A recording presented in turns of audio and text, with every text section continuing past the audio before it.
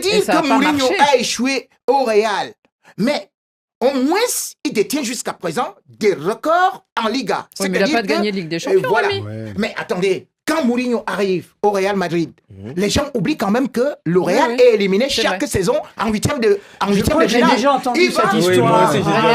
Il est allé 3 fois de suite. 3 fois de suite en demi-finale de Ligue des Champions. Est-ce que le Barça l'a fait? Non. Le Barça a eu tous les meilleurs entraîneurs. Qui l'a fait? Même le Paris Saint-Germain ne parvenait pas à aligner ça. On va voir.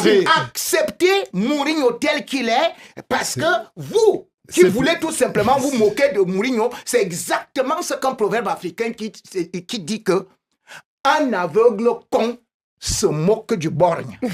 C'est plus Rémi Ngolo. Le Real Madrid s'apprête-t-il à vivre un tournant historique? Ce week-end, les sociaux du plus grand club du monde sont appelés à voter pour élire leur président. D'un côté, l'incontournable Florentino Pérez, homme fort du Real Madrid depuis plus de 20 ans. De l'autre, Enrique Riquelme, entrepreneur ambitieux qui veut proposer une alternative à la Maison-Blanche. Mais soyons honnêtes, existe-t-il réellement du suspense dans cette élection? Le règne de Florentino Pérez peut-il être remis en cause? Ou assiste-t-on simplement à une formalité démocratique avant un nouveau mandat du président le plus puissant du football mondial? C'est le débat qui enflamme les plateaux sportifs, notamment dans l'émission Café des Sports de Radio Foot. Et aujourd'hui, nous allons analyser les forces en présence, les enjeux de cette élection et surtout répondre à une question essentielle. Le Real Madrid peut-il vraiment changer de cap en 2026? Installez-vous confortablement, abonnez-vous à la chaîne et entrons ensemble au cœur du pouvoir madrilène. À Madrid, dimanche, ce n'est pas jour de match, mais ça sera jour d'élection. Des élections à la Casa Blanca convoquées par Florentino Pérez, le président actuel. C'était le 12 mai dernier, au terme d'une saison blanche, vraiment blanche, dans la Maison Blanche, avec des maillons blancs, hein Rémi. Il a convoqué 70 000 socios, lui qui avait été élu il y a seulement 1 an. Il a fait un peu un coup pour dire je suis là, je tiens la maison à 79 ans, alors que ça fait déjà 15 ans qu'il est là, hein Rémi, presque, plus de 15 ans. Il a été élu en 2009, la première fois de ce deuxième long mandat. Bref, mais il a quand même un concurrent.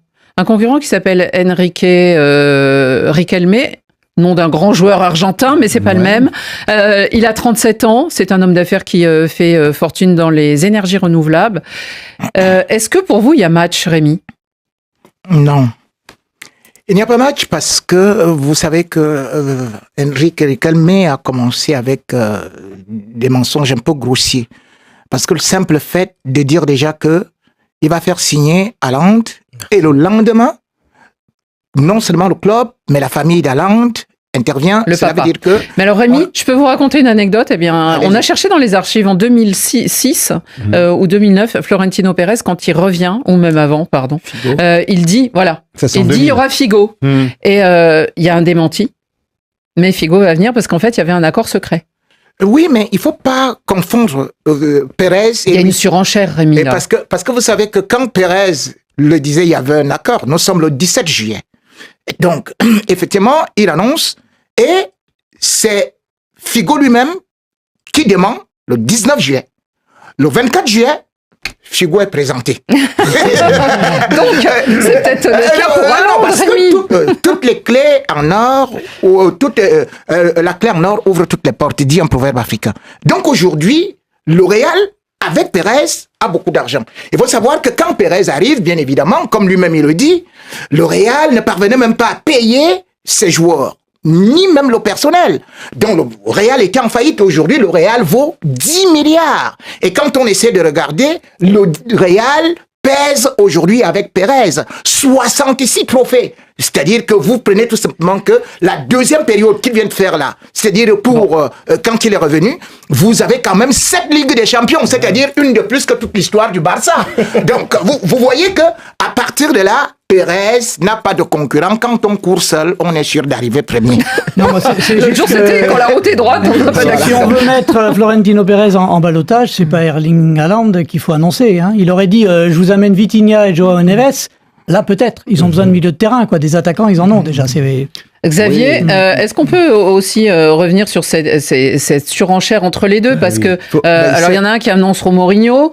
Si je suis là, Mourinho viendra. Et le Benfica d'ailleurs dit, si c'est Pérez, on laissera partir Mourinho pour un gros billet d'ailleurs, un gros chèque.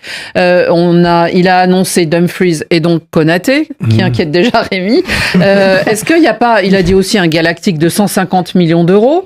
Bref, on est dans la surenchère, c'est pas très sain. C'est un système électoral. Oui, c'est ce que j'ai dit, 70 000 votants. Exactement. Donc il faut faire plaisir, faut dire aux électeurs, aux socios, un peu ce qu'ils ont envie mais la d'entendre. réalité. Donc là, il faut les faire rêver. Il faut leur dire voilà, on n'a rien gagné cette année, mais voilà, l'an prochain, on aura un tel.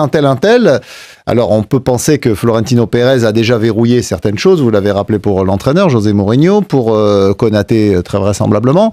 Il a dit qu'ils avaient déjà signé, d'ailleurs. Enrico, oui. Mais c'est plus facile pour lui, puisqu'il est président en place. Bien sûr. Et il connaît les comptes, alors que Enrique Riquelme, le jeune challenger, lui, il a pas tout ça en main. Donc, forcément, il peut faire des maladresses, comme vous l'avez évoqué avec Erling Haaland. Mais moi, surtout, je pense que le président Pérez, malgré ses mauvais choix dans certains cas ces dernières années, il a quand même un bilan qui parle pour lui. Donc, à mon avis, il sera réélu sans difficulté. Donc, Youssouf, on va repartir sur une phase avec Florentino Pérez. Oui. Est-ce que ça fait rêver les socios du Real? Parce que quand même, ces 2-3 dernières années, c'était très poussif et il y a des erreurs presque de management aussi. Les joueurs, on le disait, fut un temps dans d'autres clubs, on réfère directement au président et ça crée des problèmes pour l'entraîneur. Exactement. Bon, moi, je pense qu'au niveau de ces élections, il n'y a pas trop de suspense, mais je pense que ça tourne un peu à la comédie et je suis un peu déçu du président Florentino Pérez, qui est un mythe, là-bas à Madrid, qui redescend au niveau un peu qui a fait construire ce superbe stade. Concurrent et qui commence à surenchérir avec des João Neves et des noms. Mais je pense que c'est toujours l'homme de la... Il n'a pas cité João Neves. Non, il n'a cité personne. Il a cité personne? Non, il ne l'a pas cité. Lui, non. Tu as vu? Ok. Ouais, autant pour moi. Mais il a des infos via le Paris Saint-Germain, Youssouf, bien sûr. Non, Paris ne le laissera pas partir. C'est toujours l'homme de la situation. Il a un bilan vraiment favorable et qui parle pour lui. C'est l'homme de la situation? Je pense qu'il a un peu fauté l'année dernière en outrepassant justement, entre guillemets, son rôle et en pouvant laisser un peu les joueurs... Et Youssouf, est-ce que Mourinho est l'homme de la situation encore? Là, j'y crois moins. De revenir souvent dans son club, j'y crois moins. Mais on verra. Tu y crois moins? Je vais te dire. Rémi, Mourinho je vais te dire que ce soit la Roma Ancelotti est revenu. Oui ou non? Où ça? Au Real. Est-ce qu'il a remporté? Oui, il n'était pas aussi. Dans la gestion d'un groupe, c'est différent. Et je vais te dire. Ancelotti est plus philosophe, il comprend plus les joueurs. Mourinho est plus dictateur et je pense que c'est pas ce qu'il faut. L'échec vient de quoi? Que justement ce que tu viens de dire là, que effectivement les joueurs ne respectaient pas les coachs. Parce qu'ils étaient trop copains, parce qu'ils s'embrassaient, ils s'amourachaient, et tout ça, ça a donné ce qu'on appelle la coupe de Lopeto. Avec Xabi Alonso, c'était assez dur. On peut dire que Mourinho a échoué au Real, mais au moins, il détient jusqu'à présent des records en Liga. Oui, mais il n'a pas gagné de Ligue des Champions, voilà. Mais attendez, quand Mourinho arrive au Real Madrid, les gens oublient quand même que le Real est éliminé chaque saison en huitième de finale. J'ai déjà entendu cette histoire. Il est allé trois fois de suite en demi-finale de Ligue des Champions. Est-ce que le Barça l'a fait? Non. Le Barça a eu tous les meilleurs entraîneurs. Qui l'a fait? Même le Paris Saint-Germain ne parvenait pas à aligner ça. On va voir. Acceptez Mourinho tel qu'il est, parce que vous qui voulez tout simplement vous moquer de Mourinho, c'est exactement ce qu'un proverbe africain qui dit que un aveugle con se moque du borgne. C'est plus Rémi Ngono, c'est Rémi Radot. Les téléspectateurs auditeurs, non, ils sont fatigués un petit peu de Florentino Pérez, mais Archiduc, là, il nous envoie un message du Tchad. Il résume un peu tout ce qui vient de se dire. Il n'y a pas d'adversaire pour Pérez. La vieille marmite prépare toujours de la bonne sauce. Et donc, il sera dans la sauce, c'est ça, Rémi? Ce n'est pas lui qui sera dans la sauce, c'est lui qui va nous fournir la bonne sauce. Parce qu'il faut savoir, il nous avait déjà dit ça lors de son premier mandat.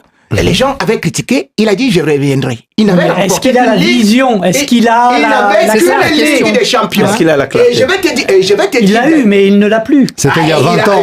S'il n'avait pas une vision, mon cher, il n'aurait pas remporté 3 Ligues des Champions d'affilée. Bah, ça ferait pas 2 ans qu'il se fait éliminer. Mais une Ligue des Champions en 2024? Allez, c'était il y a 20 ans.